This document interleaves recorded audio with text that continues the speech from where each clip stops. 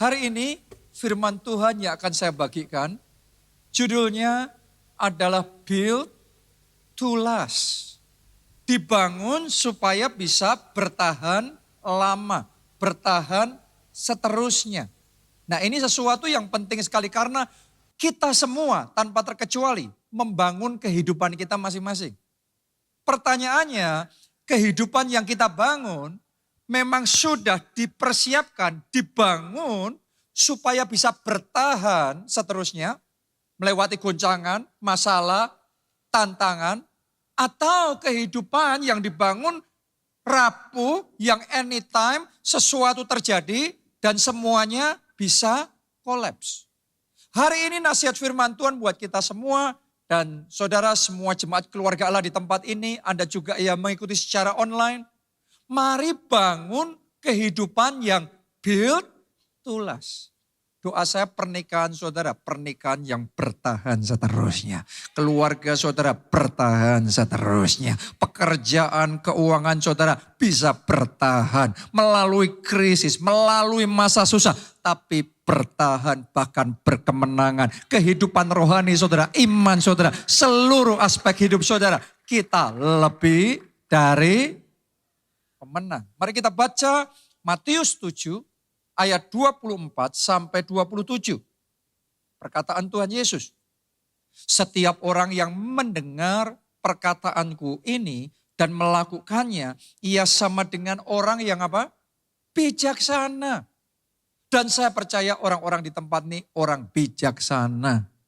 Suami yang bijaksana, istri yang bijaksana, pengusaha yang bijaksana, karyawan yang bijaksana, ketua kelompok saya yang bijaksana. Amin. Firman Tuhan ngomong tentang orang yang bijaksana. Yang seperti apa itu yang bijaksana? Ditulis begini. Yang mendirikan rumahnya di atas batu.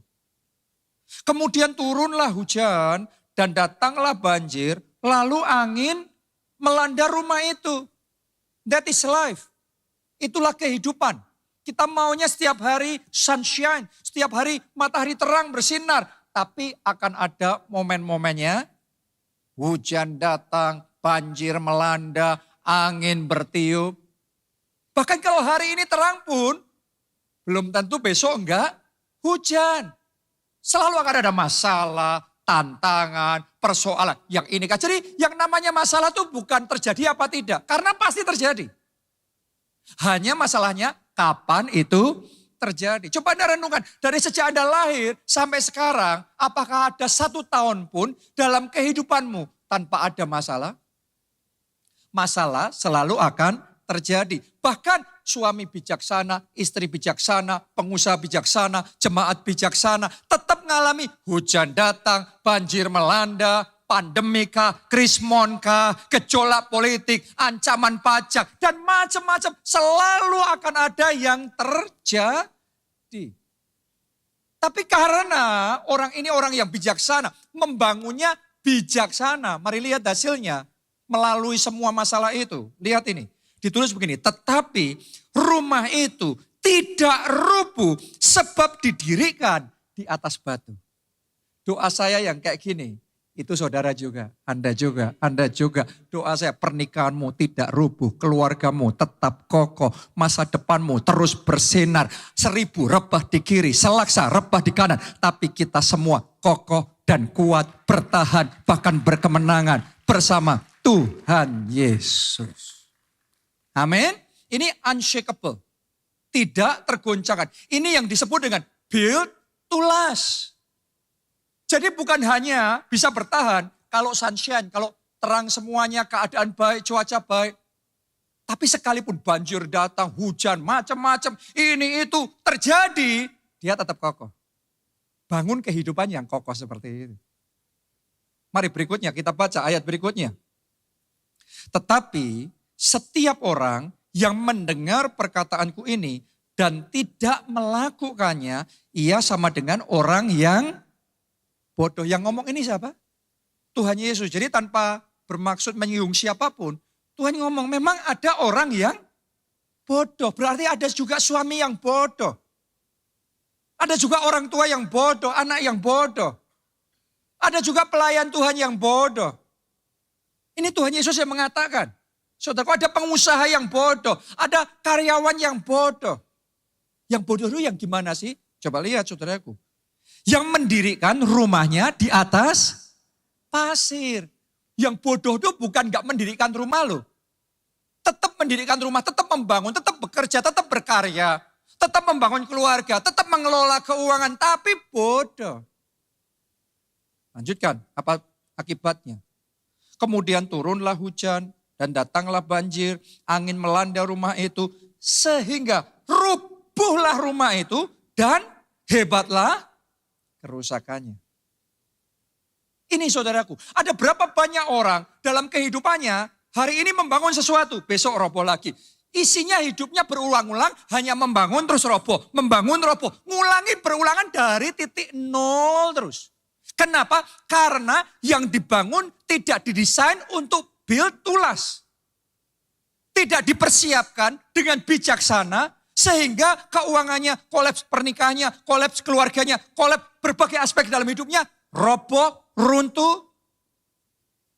Tapi doa saya melalui firman Tuhan hari ini, kita semua diberi anugerah dan kekuatan yang dari Tuhan. Dan hikmat yang dari Tuhan. Mulai hari ini semua yang kita bangun tidak lagi roboh. Tapi kokoh dan kuat. Bisa bertahan melalui hujan masalah apapun. Banjir seperti apapun persoalan. Dan angin puting beliung seperti apapun krisis yang mengamuk.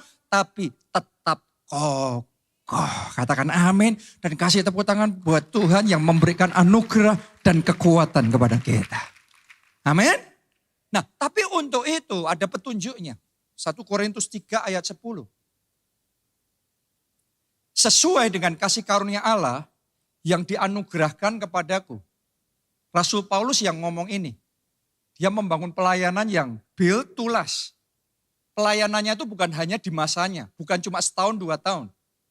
Sudah ribuan tahun sampai hari ini, kita semua masih diberkati melalui pelayanan Rasul Paulus. Ini build to last ministry. Dan dia membagikan rahasianya, kok bisa pelayanannya bertahan sekian lamanya. Apa rahasianya pelayanan yang build to last ini? Ditulis begini, yang dianugerahkan kepadaku, aku sebagai seorang ahli bangunan yang cakap. Tidak kebetulan profesi Rasul Paulus adalah pembuat tenda. Selain dari dia pemberita Injil. Tapi dia juga membuat tenda. Membangun sesuatu. Dan dia ngomong aku seorang ahli. Bukan biasa. Ahli bangunan yang cakap. Dalam bahasa Inggrisnya master builder. Berapa banyak dari saudara setuju Rasul Paulus punya hati cinta Tuhan? Boleh angkat tangan saudara Anda yang setuju. Tapi ternyata saudaraku, urusan membangun sesuatu bukan hanya butuh cinta Tuhan. Tapi butuh keahlian untuk membangun yang cakap. Cinta Tuhan harus, katakan amin. Keahlian juga perlu, katakan amin. Karena nggak boleh main-main. Kalau Anda mau membangun sesuatu yang build to last, yang bisa bertahan, Anda harus ahli membangun kehidupan saudara. Dibutuhkan keahlian. Lanjutkan dulu pembacaan ini. Telah meletakkan dasar dan orang lain membangun terus di atasnya, tetapi tiap-tiap orang harus, boleh nggak semua katakan harus. Harus apa? Harus apa? Memperhatikan bagaimana ia harus membangun di atasnya. Jadi ternyata membangun itu, Rasul Paulus ngomong begini, supaya bisa build to last, membangunnya harus memperhatikan. Jangan ngasal. Menikah tuh gampang, semua orang bisa menikah, tapi enggak semua orang menikmati surga di bumi dalam pernikahannya. Semua orang kerja, tapi enggak semua orang sukses dalam bekerja. Semua kita mengelola keuangan, tapi enggak semua orang tahu mengelola keuangan yang akan mendatangkan kemajuan. Semua orang Kristen berdoa, tapi enggak semua orang Kristen tahu berdoa yang menghasilkan kuasa Allah yang bekerja. Karena itu Alkitab ngomong, tiap-tiap orang harus memperhatikan bagaimana membangun. Anda kalau membangun pernikahan harus tahu gimana membangun pernikahannya, gimana memelihara anaknya. Bukan cuma asal punya anak, tapi harus memperhatikan, oh cara mendidik anak seperti ini, oh cara membangun karir kayak gini, oh cara sukses di dalam bisnis ini seperti ini, oh cara meniti karir seperti ini. Tiap-tiap orang harus memperhatikan bagaimana ia membangun. Jangan ngasal. Kalau kita mau build to last, Anda boleh sekedar asal menikah, asal buka toko, asal kerja. Tadi itu, hari ini dibangun rumahnya, besok hujan datang, banjir melanda, angin bertiup, maka dia roboh. Banyak orang hidupnya roboh, dan roboh. Mulai hari ini harus memperhatikan bagaimana Anda melakukannya. Supaya build to last. Supaya apa yang kita bangun, kita perjuangkan bisa bertahan. Oke, dan mulai hari ini doa saya nggak ada yang roboh lagi. Anda bangun lagi, naik lagi. Dan Tuhan bawa saudara tetap naik, tidak turun. Tuhan bawa saudara dari kemuliaan pada kemuliaan yang semakin besar. Terjadilah itu dalam hidup saudara. Nah sekarang pertanyaannya gimana?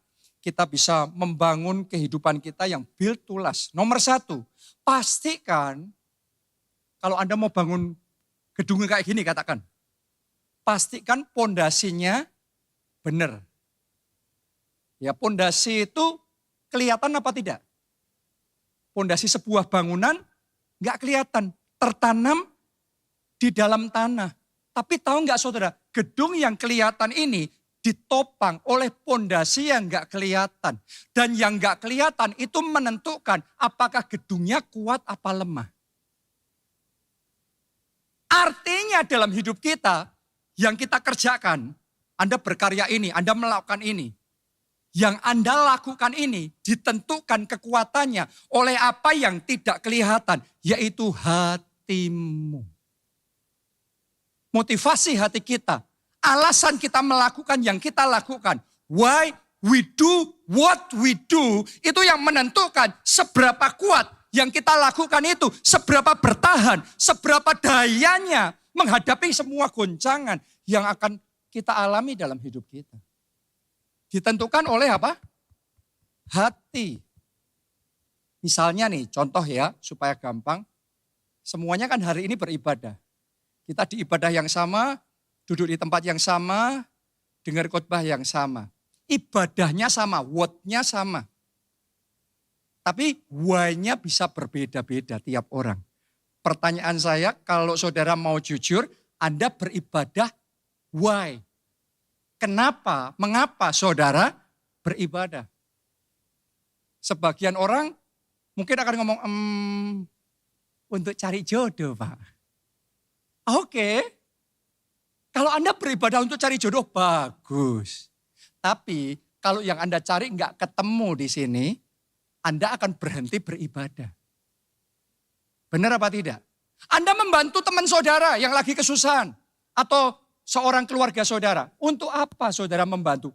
Word-nya kan membantu. Tapi pertanyaannya why? Kenapa Anda membantu? Kalau saudara membantu teman saudara supaya dia baik sama saudara, siap-siap aja, Anda pasti akan kecewa. Karena tidak semua orang akan membalas kebaikan dengan kebaikan. Dan ketika Anda dikecewakan, nanti membantunya berhenti pasti. Kenapa? Word-nya ini lemah, hatinya why-nya salah, alasannya salah, fondasinya lemah. Digoncang sedikit, dikecewain dikit, berhenti, mogok dia. Mari kita teliti hati kita. Kita semua para pelayan Tuhan di tim ibadah ini. Saya percaya ini tim ibadah yang luar biasa, orang-orang yang hebat, yang melayani Tuhan dengan segenap hati. Boleh nggak kita kasih tepuk tangan buat mereka semua? Thank you untuk dedikasi, pengorbanan dan semuanya dalam melayani Tuhan. Tapi itu yang kelihatan adalah pelayanannya. Benar apa tidak? Word-nya melayaninya kelihatan. Tapi yang saya nggak bisa melihat apanya? Why? Hatinya. Itu yang dilihat Tuhan, apa yang ada di dalam hati. Kenapa melayani? Supaya diberkati. Kalau tahun pertama belum diberkati. Tahun kedua merasa tetap belum diberkati, kemungkinan besar tahun ketiga, bye-bye dia. Jadi banyak orang dalam hidupnya why-nya salah, why-nya lemah. Gak heran apa yang dilakuin, digoncang dikit, berhenti dia. Pertanyaan saya, saudara menikah sama dia kenapa? Dia lucu sih. Lah kalau udah gak lucu lagi, Anda kenapa mau menikah sama dia? Kaya pak dia pak. Musim hidup orang itu berbeda-beda loh. Kalau seumpama dia nggak punya yang dia punya sekarang, berapa banyak orang menikahnya sama, why-nya beda, tingkat kekuatan pernikahannya beda. Ada pernikahan tertentu digoncang dikit aja, selesai itu. Langsung ambruk, langsung rubuh. Itu rumah yang dibangun, rumah tangga dibangun di atas pasir, digoyang dikit, ambruk. Oh, doa saya, pernikahan-pernikahan di tempat ini, rumah tangga yang Anda bangun, karir yang Anda sedang perjuangkan, visi yang sedang Anda kejar, bukan visi yang lemah, bukan kehidupan yang loyo, tapi kehidupan yang kokoh, yang fondasinya kuat, dan fondasinya Yesus. Kalau fondasi hidupmu Yesus, Yesus yang akan menjadi kekuatan buat saudara menghadapi badai apapun, menghadapi taufan apapun, menghadapi banjir, hujan apapun, Anda kokoh dan kuat. Seperti Rasul Paulus, dia ngomong aku punya keyakinan yang kokoh akan Injil Yesus Kristus.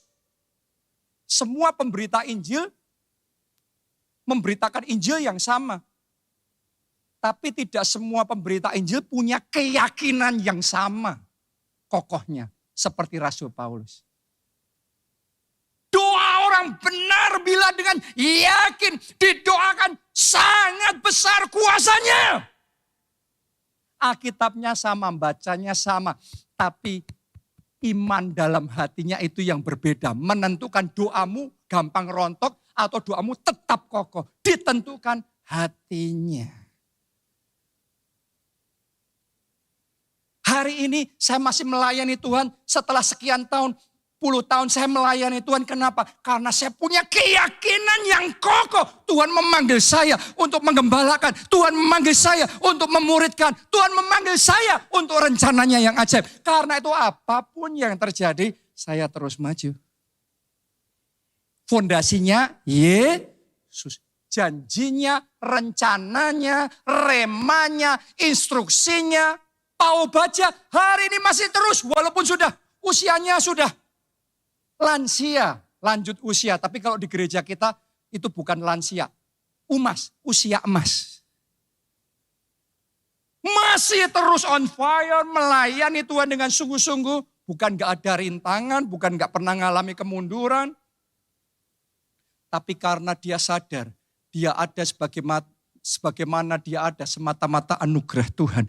Dulu dia anak muda yang tidak punya pengharapan. Tapi Tuhan sembuhkan dia. Tuhan berikan hidup yang baru. Tuhan berikan pengharapan yang baru. Dan sekarang dia dedikasikan hidupnya untuk membalas kebaikan Tuhan. Itu sebabnya di dalam melayani Tuhan. Sekalipun dikecewakan, sekalipun masalah terjadi, sekalipun situasi berubah. Pelayanannya tetap kokoh dan mantap. Karena dia melayani untuk membalas kebaikan Tuhan.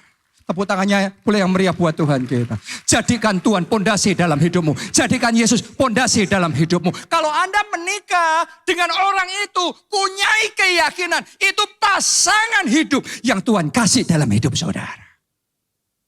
Keyakinan itu yang akan membuat pernikahan saudara kokoh.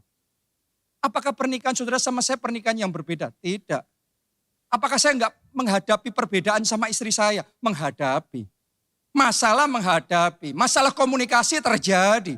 Tapi keyakinan kita akan rencana Tuhan dalam hidup kami ini membuat kita terus bertahan saat yang lainnya menyerah.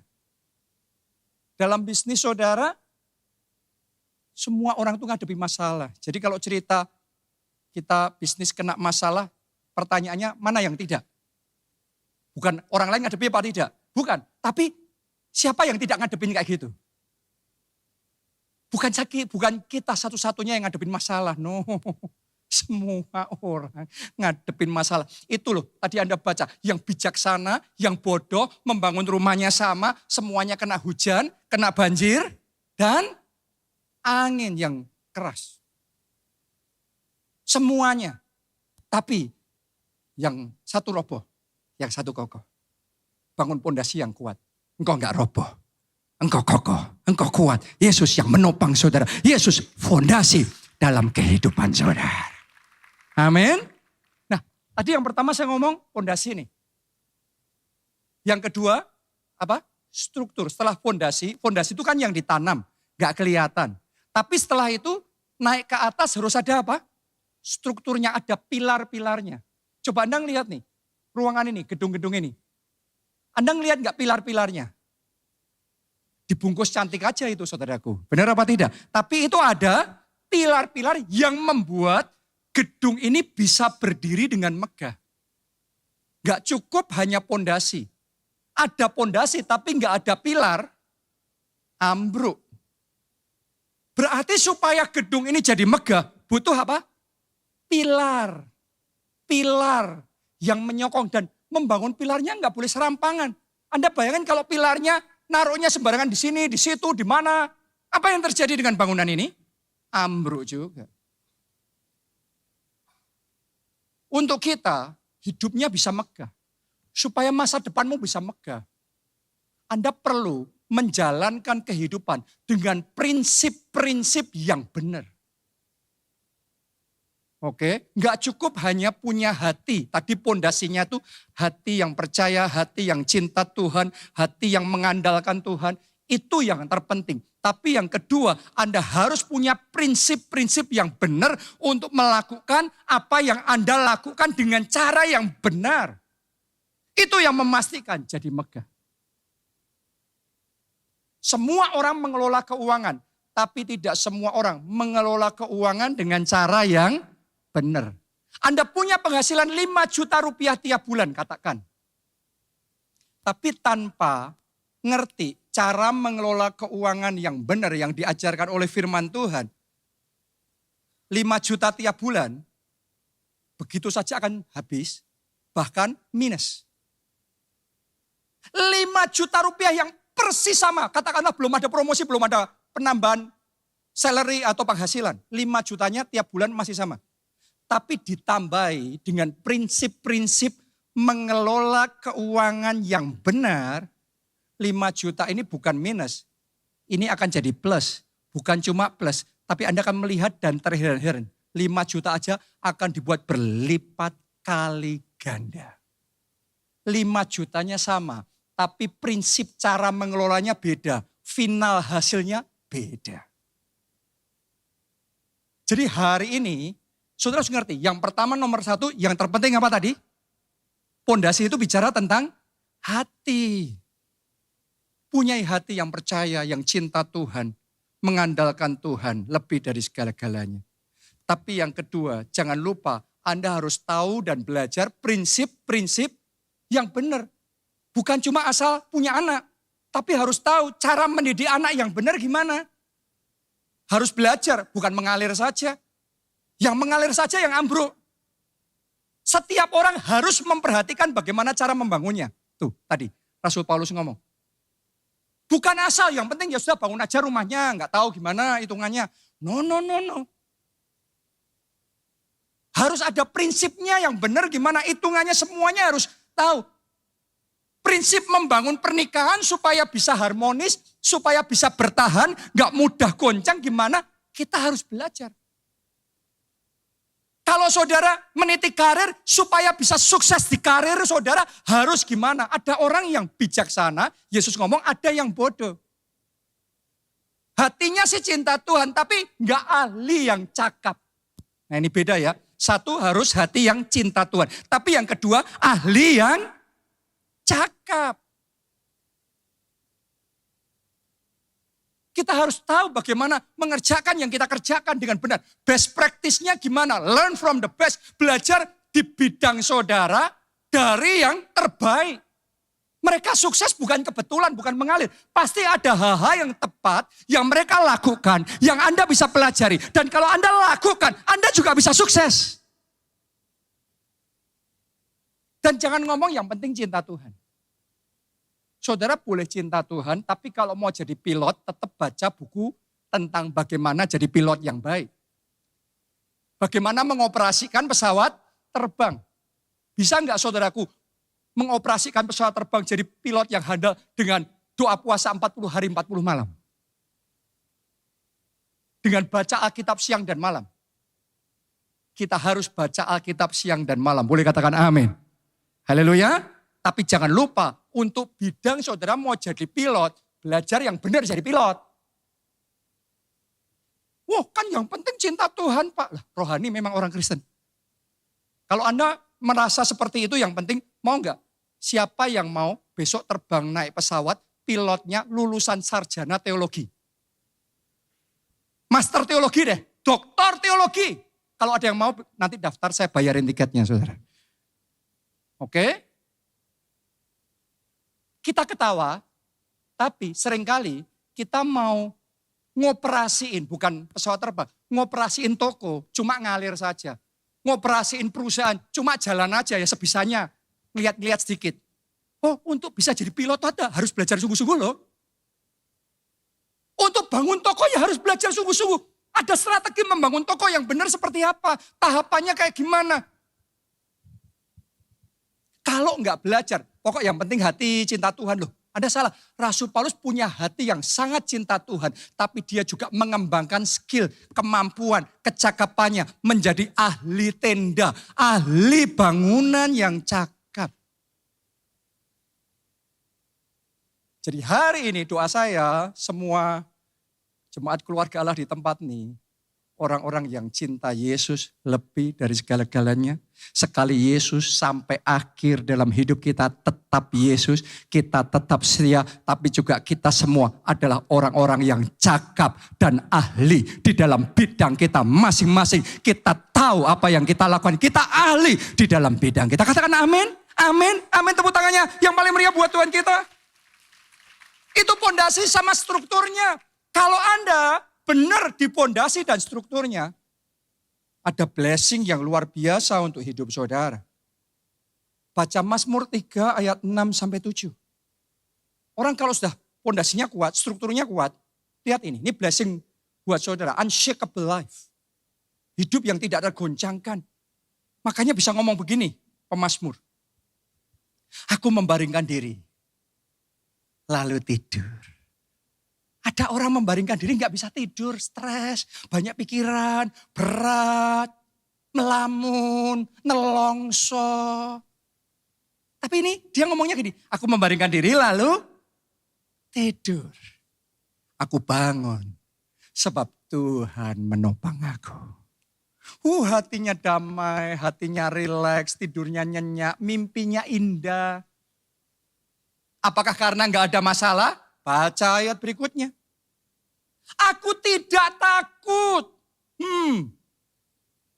Gak ada ketakutan. Bukan karena gak ada masalah. Lihat nih. Aku tidak takut kepada puluhan ribu orang yang siap mengepung aku. Jadi ada puluhan ribu masalah. Ada bertubi-tubi persoalan datang. Tapi tidurnya nyenyak. Hatinya rileks, senyumnya enggak fake, enggak palsu, senyumnya lepas, hatinya joyful, penuh sukacita. Kenapa? Karena dia tahu, dia sudah punya dasar yang benar.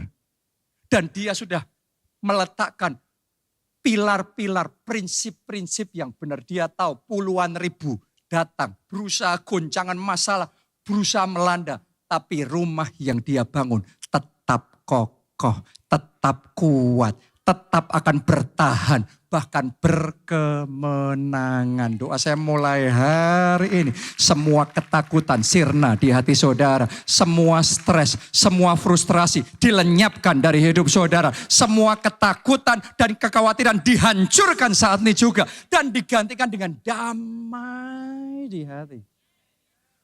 Saya berdoa damai sejahtera Allah itu bertahta di dalam hati saudara. Ada ketenangan, ada kekuatan, ada pemulihan yang Tuhan berikan dalam hidup saudara. Karena dalam hadirat Tuhan kita dikuatkan kembali.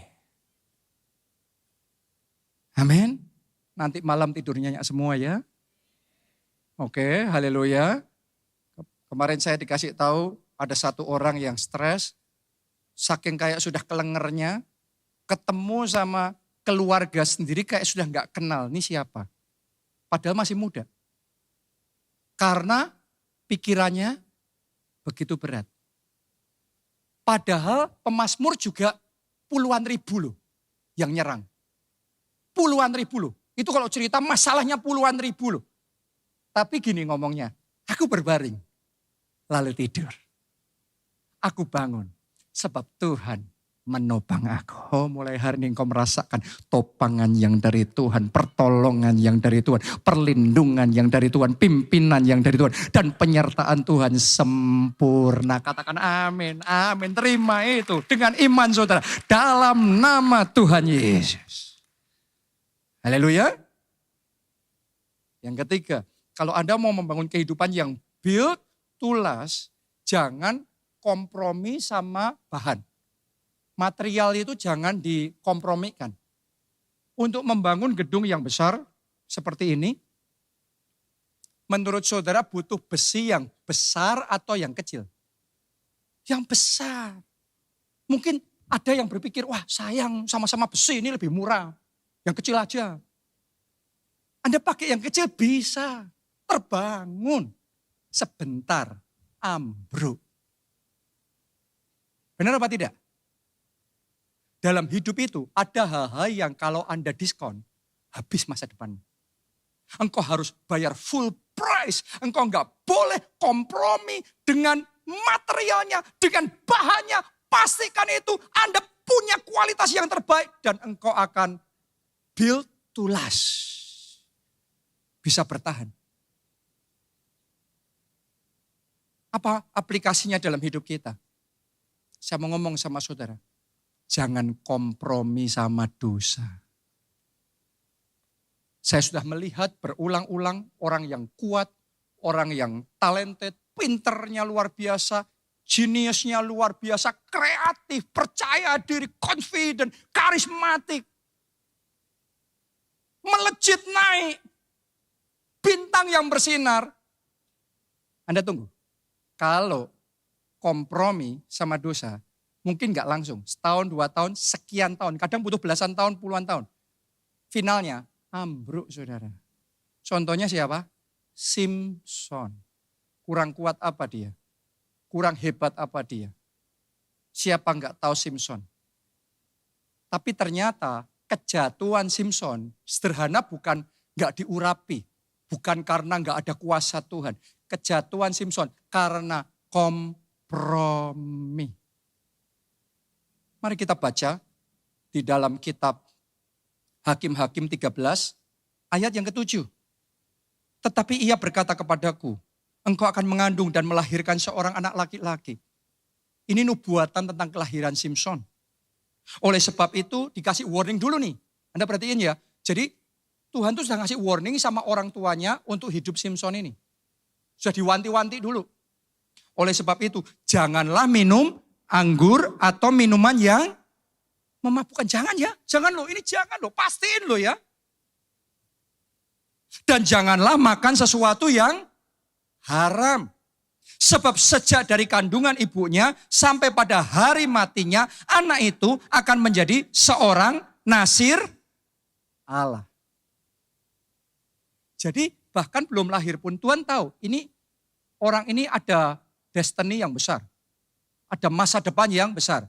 Untuk masa depan yang besar dipastiin, dijagain benar. Jangan ini, jangan itu. Gak boleh ini, gak boleh itu. Harus gini, harus gitu loh ya. Dan orang tuanya benar-benar mastiin itu. Dijagain benar Simpson. Tapi saya yakinkan saudara, Simpson dijagain gitu gak nyaman, gak enak. Orang kalau gak boleh ini, gak boleh itu. Harus gini, harus gitu. Enak gak? Buat Simpson gak enak. Tapi yang gak enak buat Simson, ternyata yang dipakai Tuhan membuat dia jadi, membuat dia sukses. Tidak semua yang enak itu membuat kita sukses. Tidak semua yang enak Anda makan tuh jadi lebih sehat. Kadang-kadang yang kita gak suka justru membuat kita jadi lebih baik. Dan Simson jadi pahlawan besar. Bangsa Israel. Ini orang hebat, orang sukses. Sampai dia jadi dewasa, sudah jadi orang gede dia. Jadi orang besar dia. Sekarang omongan orang tuanya bobotnya beda sama dulu.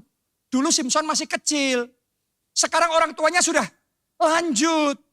Dan ini sudah jadi orang ini Simson. Orang tuanya nggak bisa jagain dia seperti dulu. Sekarang dia harus bertanggung jawab sama diri sendiri. Dulu nggak boleh ini, nggak boleh itu, harus gini, harus gitu. Sekarang bebas. Kayak anak kos yang di Jogja ini. Bebas. Ya kan, dulu kalau di rumah saudara sama orang tua kan, nggak boleh ini, nggak boleh itu, nggak boleh pulang malam. Bergaulnya harus gini, harus gitu. Anda sekarang di Jogja bebas. Dan hotel banyak. Tahu kan maksudnya?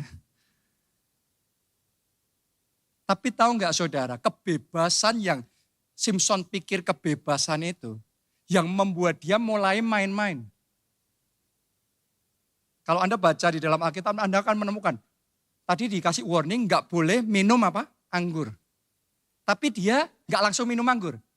Dia sukanya jalan-jalan di kebun anggur dulu. Nah itu area abu-abu sukanya main-main. Bapak-bapak di sini nggak bisa langsung disalahin, tapi hati-hati kalau ngobrolnya sama rekan sekerja sudah nyerempet. Gak langsung nabrak tuh. Wah aku cuma teman lo, aku gak ada apa-apa tuh bercanda.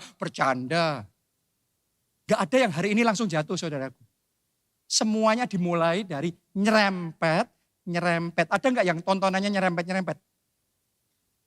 Ada gak yang pergaulannya nyerempet? Dan waktu Simson nyerempet, bahkan mulai nabrak-nabrak lebih berani karena dosa itu gitu. Pertama nyoba-nyoba. Oh gak apa-apa ya. Simson nyerempet gak apa-apa. Wih masih diurapi, wih masih sukses, wih masih hebat nih. Wih masih bisa ngalahin orang Israel, orang Filistin nih. Lebih lagi, wow ini jadi gila. Dia berani buat dosa terang-terangan, sekarang gak takut lagi. Gak takut ketahuan lagi. Sekarang terang-terangan buat dosa. Gak apa-apa kok. Buktinya aku masih kuat. Mungkin sebagian orang sudah di titik di mana kita ngambil kesimpulan dosa tuh gak ngefek kok. Gak apa-apa. Buktinya aku juga tambah sukses, tambah hebat. Saudaraku, Simson hari ini dia masih menjulang tinggi. Bukan jaminan besok dia tetap sama. Pada akhirnya kompromi dosa yang dia lakukan, itu celah yang dipakai iblis untuk striking hard, untuk melancarkan pukulan yang kencang. Akhirnya roboh orang kuat ini. How the giant fall. Bagaimana seorang raksasa roboh.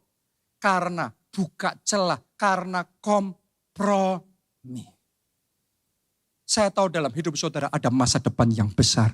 Ada janji Tuhan yang hebat. Ada rencana Tuhan yang sangat dahsyat. Dan Tuhan mau kerjakan itu dalam hidup saudara. Tapi hari ini ambil keputusan untuk jangan kompromi. Sayang banget saudara, sayang banget Simson tuh kalau kita baca sekarang, aduh kok sayang banget. Ini orang sehebat ini kok endingnya kayak gitu. Tapi saya berdoa ending yang kayak gitu bukan akan menjadi endingmu. Tidak ada seorang pun di tempat ini dalam nama Tuhan Yesus yang endingnya seperti Simson. Doa saya ending saudara lebih bagus dari startnya saudara. Akhir finalnya hidup saudara adalah final kemuliaan. Boleh katakan amin. Dan tepuk tangannya yang meriah buat Tuhan kita. Karena itu jaga hidupmu. Jaga perkenanan Tuhan dalam hidup saudara. Hidup dalam integritas. Katakan amin saudara. Yang terakhir yang keempat. Jangan skip prosesnya Tuhan. Karena Tuhan itu kalau mau membangun sesuatu supaya build to last. Itu gak langsung jadi. Ada stepnya, ada tahapannya dan jangan di skip. Tuhan kalau mau membangun, gedung 100 lantai, kalau kita merencanakan membangun gedung yang tinggi, bahkan nggak langsung dari tanah naik kan, malah dari tanah apa? Dibangun pondasi naik apa turun? Turun, tambah bangunan yang direncanakan tambah tinggi, fondasinya justru akan dibawa turun lebih dalam. Karena ada ketinggian tertentu hanya bisa disupport oleh kedalaman tertentu. Ada orang-orang di tempat ini, Anda sedang dibawa ke dalam sama Tuhan, Anda nggak kerasa tapi engkau mau putus asa. Engkau sesek karena di dalam itu, kalau Anda lagi diturunin kayak gitu, nyesek di sini. Berat di sini. Mungkin keuangan saudara yang paling low di sana. Mungkin kondisi keluargamu, kehidupanmu sekarang yang mungkin karir saudara habis-habisan itu, dibanting sampai ke bawah. Kalau itu saudara, terima rema firman Tuhan hari ini. Tuhan belum selesai sama saudara. Belajar setia sama proses, jangan menyerah, kuatkan dan teguhkan hati saudara. Anda akan melihat ketika momen Tuhan sudah selesai mempersiapkan saudara. Maka bukan turun terus, akan mulai naik. Anda akan melihat kemuliaan itu dinyatakan dalam hidup saudara. Karena Allah menjadikan segala sesuatunya indah pada waktunya. Untuk ulat jadi kupu-kupu, gak bisa langsung kan? Harus lewat proses apa? Fase apa? Kepompong dulu. Padahal jadi ulat, mau maju aja berat banget. Wih, bergumul, segenap kekuatan. Cuma bisanya ngerambat. Dan dia ngelihat ke atas, kupu-kupu gampang banget, cuma gini aja, terbang sini, terbang sana, cepat sekali, wow. Siapa di sini yang ngerasa seperti kayak ulat yang ngelihat teman-temanmu terbang dengan indahnya, lagi masuk kerja, dipromosikan, langsung melejit, lagi buka usaha, langsung ekspansi, langsung sukses. Dan kau merasa kok hidupku berat banget. Aku kerja sekuat tenaga tapi kenapa lambat sekali? Terus Anda doa sama Tuhan, Tuhan tolong aku, Tuhan tolong aku. Dan Tuhan tolong saudara dari ulat dibawa maju ke level berikutnya. Anda pikir level berikutnya kupu-kupu itu. Ternyata kepompong. Tadi kalau ulat masih bisa gerak loh walaupun lambat. Tapi kalau kepompong itu sudah tidak berdaya. Sudah gak punya apa-apa. Gelap semuanya. Sudah nyesek saudaraku. Sudah gak kelihatan apa-apa lagi. Ada gak di sini yang kondisimu malah lebih parah. Engkau pikir Tuhan meninggalkan engkau. Engkau pikir Tuhan sudah lupain dan kayak sudah kehilangan pengharapan dan masa depanmu. Jangan salah sangka loh saudaraku. Kalau ulat jadi kepompong bukan berarti Tuhan ninggalin dia. Ini adalah fase persiapan. Tahu enggak saudaraku? Justru di dalam kegelapan kepompong itu, sayap-sayap kupu-kupu itu mulai bertumbuh. Sayap-sayap yang akan dipakai untuk terbang tinggi itu mulai bertumbuh. Dan ketika waktunya tiba dengan cara Tuhan yang ajaib, maka kepompong itu akan terbuka dan dia akan mulai terbang sebagai kupu-kupu yang indah. Itu Yusuf. Tadinya budak, ulat ini budak yang berat banget. Wih, berharap ditolong Tuhan, dibebasin. Ternyata dilupain, dikhianatin, dilempar ke penjara. Tadinya budak, tapi masih bisa gerak. Sekarang bukan cuma budak, di penjara, ini kepompong nih. Bertahun-tahun gak berdaya, mau apa lagi. Tapi dia belajar. Di tengah semua kesusahannya, tetap setia sama proses Tuhan. Tetap percaya sama rencana Tuhan yang indah dalam kehidupannya. Pagi itu dia bangun. Dia ngerasa gak ada yang spesialnya, masih biasa hari itu. Dia gak nyangka juga. Siangnya dipanggil sama Potifar. Tuhan kasih hikmat sama Yusuf mengartikan mimpi Potifar. Malamnya tidur jadi Perdana Menteri Mesir. dalam sehari kepompong jadi kupu-kupu.